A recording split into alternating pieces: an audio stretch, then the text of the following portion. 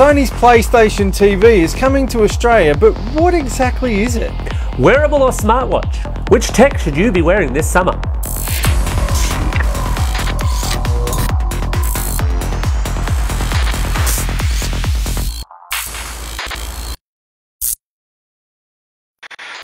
Welcome to Vertical Hold, the tech show where we channel surf through the headlines in search of the big picture. I'm Alex Kidman, joined as always by a man who made millions in software and then lost it all at the track, Adam Turner. Adam, what's new in tech? The Nine Network and Fairfax have rebranded their Streamco subscription video service. The new service, expected to launch next year, has been dubbed Stan. It will cost about $9.99 per month and is a rival to Netflix. Microsoft's laid down the gauntlet in the online storage space, announcing that all Office 365 subscribers will shortly get unlimited cloud storage through its OneDrive service. It's an interesting deal because at the asking price, it's either a free Office suite with your storage or free storage with your Office suite. A good deal either way. 4GX is the official name of Telstra's new 700 MHz mobile broadband network, which will launch in January and is designed to offer extra capacity as well as improve indoor and regional coverage. There are several test sites already live offering improved coverage to a handful of handsets, including Samsung's Galaxy S5 and the iPhone 6. Smartphones continue the quest to become razor-thin slices, with Oppo announcing the R5, a smartphone that measures in at only 4.85mm thin with a hand-polished aluminium frame. There's no word as yet on how easily this one bends, however. So Alex, does talk of Stan get you excited? Look, I barely know the fella. But realistically, Stan's interesting, it's competitive, I guess. It possibly points to a bit of a fracture in the market because they're talking about having exclusives, I think, on Breaking Bad and its follow-up series. And that raises the spectre that maybe you might need to end up subscribing to like 4, 5, 6 different subscription services, because at the same time Netflix has taken on a marketing agency reportedly, which further kind of pushes the idea that they're going to launch here shortly. It could be great, but it could be really, really messy too. Yeah, and it's sort of replicating what we're seeing in the US as well, where the different networks are going on their own with their streaming services. A few of them are in Hulu, a few are outside Hulu doing their own thing. It's that problem. And as you say, once you pay $5 to this service, $10 to that service, it starts to get expensive. And in Australia, we had this dream via Freeview of this all-encompassing service that would give us everything we wanted. Freeview Plus is giving us little bits and pieces, but it doesn't look like there's going to be a one-stop shop where I can say to someone, shut up and take my $10 or $15 a month and give me everything I want. Yeah. Now, on the Microsoft news, would unlimited cloud storage get you to pony up for Office 365?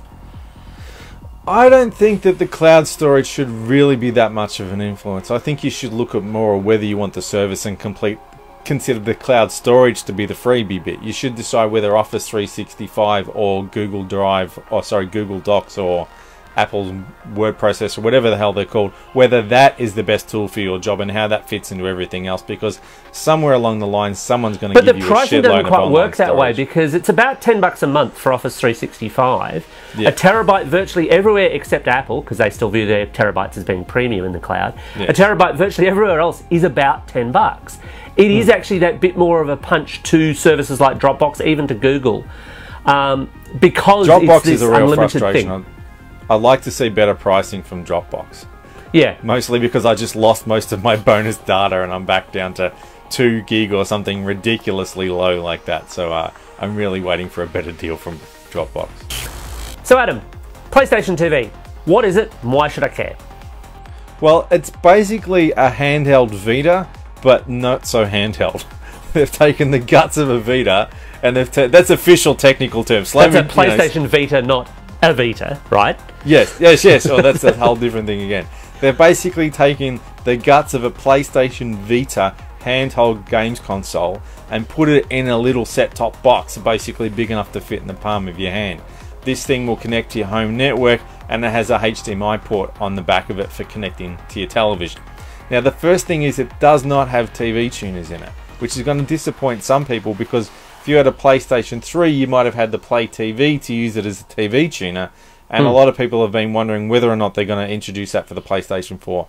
I asked Sony straight out about this when I was in Japan, and they said no, they don't want to do it, which kind of is a big differentiator then between what the PlayStation will do and what the Xbox will do with live TV.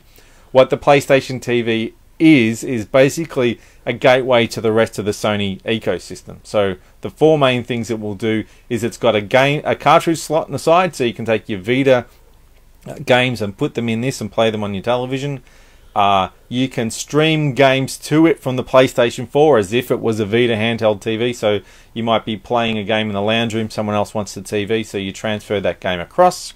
The other thing it will do is it'll get in the Sony cloud services, so your PlayStation 1 and 2 games and your PSP games and all those stuff that you get through the PlayStation Store, plus your movies and your videos. One more trick, but this is the trick that we won't get in Australia yet, is it taps into PlayStation Now, which is Sony's cloud streaming service for, I think, PlayStation 3 games, which is not going to be available into Australia till at least next year. So when you put all that together, it's kind of, it does a little bit of this and a little bit of that, and it kind of depends on which Sony stuff you already own and which services you're interested in as to whether there's actually room for a PlayStation TV in your lounge room. Yeah, I mean, it strikes me that if you're an existing PlayStation 4 owner especially, there's an awful lot of what this does that you've already got. And in fact, probably already got plugged into your TV. It's almost like an extender box for the PlayStation 4 in that way. You might want to do some of this stuff in the other room. You might want to, you know, this might be for the bedroom. You might want to watch movies. You might want to occasionally play games, all that kind of stuff. But you can't justify buying a second PlayStation 4 to put in the bedroom when you've already got one in the lounge room. That's maybe where it kind of makes sense. Or you've got a Vita and you want to play against it from the television. But if you didn't have any of this stuff already, you'd probably be better off with starting with a PlayStation 4 or with a Vita rather than starting with a PlayStation TV. Even an old PS1 and a couple of discs would be a cheaper starting point than this. So it's kind if you could find a PS1 with the drive still working there, yes, well, that's notoriously unreliable. You would have to dig around a bit, but yeah. So it's kind of it's a piece of the puzzle, and you have to look at the other puzzle pieces that you own and decide whether or not it's a good fit. Yeah, I mean, it's been out in other markets for quite some time now, actually. Yeah. And I mean, purely anecdotally speaking, when I was in Tokyo a month or so back, the only place I saw PlayStation TV units, oddly enough, was in second-hand stores. So I'm not entirely sold on the appeal. It's perhaps a wait-and-see prospect, especially depending on how well the PS3 game streaming actually works when it hits Australia, given our broadband. So, Alex, wearable versus smartwatches. What grabs your fancy here? Well, look, I hate to have to say it, but I kind of like a little bit of both. And the issue right at the moment is that both encompasses a heck of a lot of devices.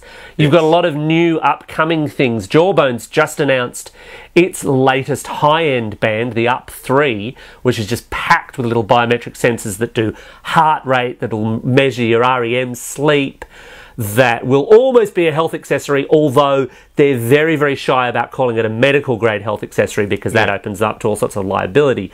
Meanwhile, Microsoft's announced they could add a rectal thermometer and call it the Up Yours. I'm sure they've considered it. They're Swedish. Then Microsoft's got the Microsoft Band coming down the pipeline. We won't see that here for a little while either. Yeah. Magellan's just announced and launched in Australia the Magellan Echo Fit Watch. I've actually got one of those on. Love myself a big prop. The man loves his big props. Apple's got the Apple Watch. You've got tons and tons of choices, and they're all kind of pitching around the same area, although not all of them do all the same stuff. Now, as you know, I'm kind of keen on this as an area. So, I mean, right now, I'm wearing an Up 24, I'm wearing the Magellan watch. You're wearing neither of them, and I know you're not as keen. So I'm kind of curious, what is it in a wearable that it would need to attract you? Because you're obviously an uncommitted buyer, whereas I'm someone who's kind of keen on this whole field. Well, I played around with a Fitbit. I spent a bit of time with a Fitbit, and I decided that it would work really well for some people. If it's the thing that motivates you to get off the couch, then it's perhaps a good purchase. But if it's all it's going to do is tell you how many steps you've taken and you don't need to know that you didn't take many steps today, then it's probably not a big thing. I think for me, wearables is more about a second screen for your phone and notifications than it is about health. I'd have the health stuff thrown in.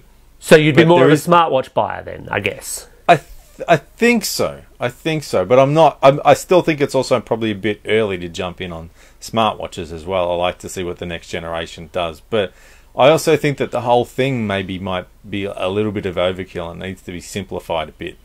The interesting thing about this is there's several different parties merging on the same point here.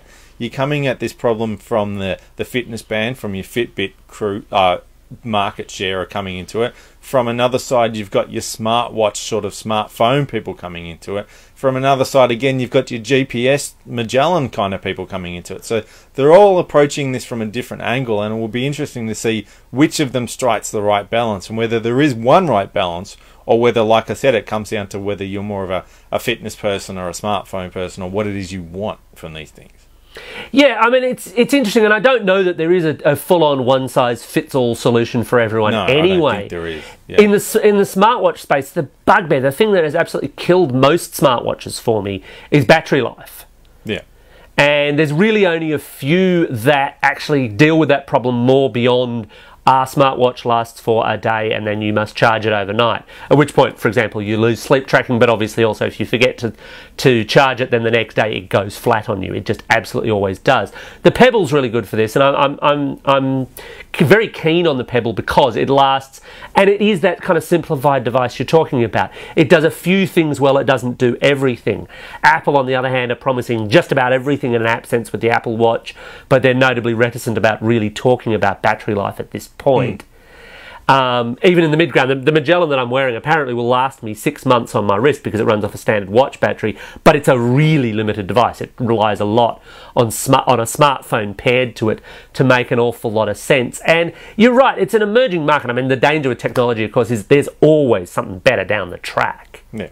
I don't want to buy a new smartwatch every 24 months the way I get a new smartphone every 24 months. And that's one of the reasons why I'm holding out a bit. And I'm thinking that they're hoping that we'll do that, the same way as they were hoping we'd do that with tablets.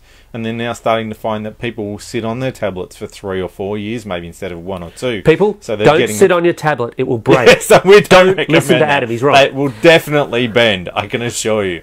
But yeah, they want us to keep turning these things around. I'm not going to go out and buy the Apple Watch 2, the Apple Watch 3, the Apple Watch 4. A watch is traditionally a purchase that's 10 years or a lifetime. It's not the kind of thing, it's not a consumable throwaway thing, and that's one of the biggest challenges they have to face. I wonder, I don't know, I don't have any data on this, but I wonder if that's entirely true for what are, after all, digital watches. I know what you mean. You go out, you buy a really nice analog watch, yeah, that's a lifetime, that's hand it down to your children, possibly give it to Christopher Walken in a POW camp kind of deal. Yes, exactly. But a digital watch, is that the same story? Do people have that same expectation? But you don't buy a digital. You buy a digital watch to tell you the time, right? Maybe tell you the date or whatever. That's why it's turn called around a watch, in a year or two and go, you know what? This just isn't telling me the time right anymore. I need a pink one or a blue one or whatever. You buy one and you keep it until for some reason it breaks or you lose it or whatever. You don't replace something like that just because someone else has got a slightly better one. But they're trying to introduce that mentality with watches. But I think they're kind of starting from a clean slate in a way. And there are a lot of people now who just don't wear wristwatches anymore. I haven't worn one for 6 or 7 years because mine broke.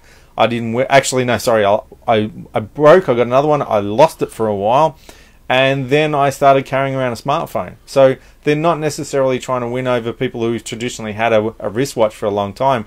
They're trying to win over people who've perhaps never really even worn a wristwatch, but then convince them that this thing is something you want to replace every year or two. So I'm not sure how that's going to play out for them. See, I'm slightly OCD on wearing a watch. I feel very odd if I go out of the house without a watch on. And that's totally a personal thing. The thing I find interesting in this space as well is that these are devices we are meant to wear 24/7. And that works for a reasonable quantity of bands, not every band. I've certainly worn more than my fair share of fitness trackers where I've thought, wow, after a while this is really pretty uncomfortable. But for the vast majority of decent quality bands, because there's some real duds out there, for the vast majority of those, they're fine to wear pretty much 24/7. I'm not someone who wears one in the shower, and I'm not someone who'll wear one while I'm doing the dishes, but beyond that, they're pretty much good. A watch, no. As I say, I'm OCD enough to want to wear a watch when I go out of the house, but when I'm actually going to sleep, I'd find a watch really, really uncomfortable. Well, that's just about it for another episode of Vertical Hold. We'd love to get your feedback on anything we've discussed, good or bad. And if you've enjoyed this episode, then hit subscribe. And we'll see you next time.